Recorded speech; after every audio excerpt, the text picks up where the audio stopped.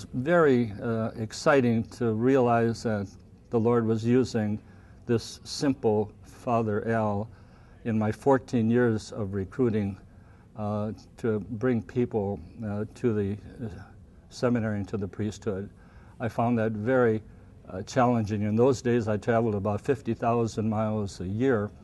I had to spend about 80% of my time trying to find prospects, and then about 20% of the time nurturing and strengthening their commitment. I was vocational director in the heyday, when minor seminaries were prolific across the country. There must have been over 100 minor seminaries. Today, there are about 2 or 3.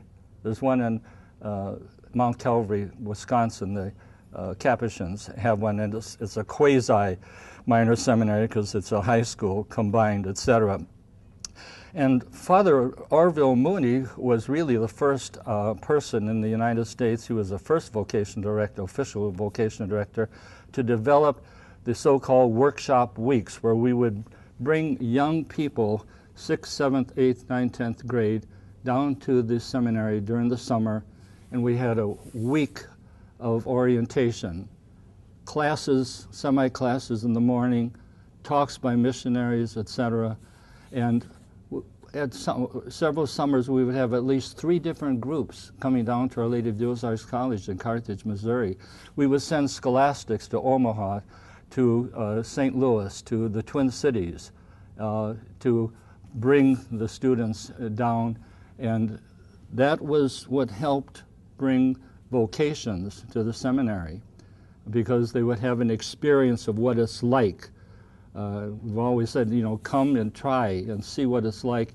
And most of our vocations in those days came from these so-called workshop weeks.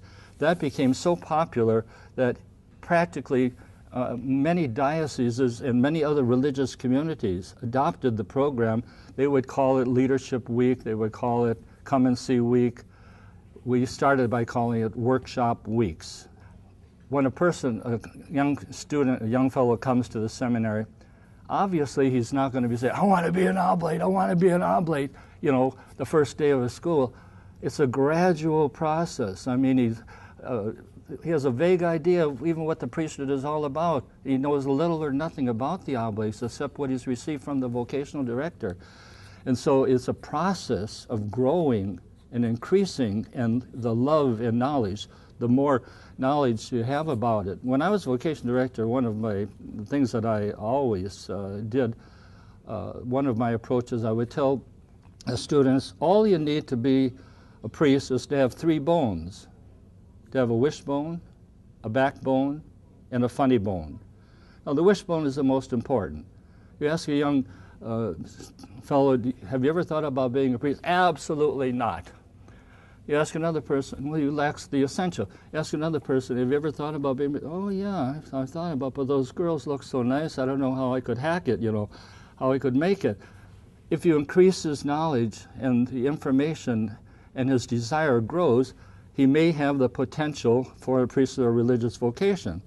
And the backbone, of course, is the intestinal fortitude, the guts to go forward no matter what. And the sense of humor, to be able to laugh at yourself and to be able to laugh with others. Any boy that has these 3 bones, as well as ordinary health and ordinary piety, has the necessary raw material to be molded and formed into a priestly or religious vocation.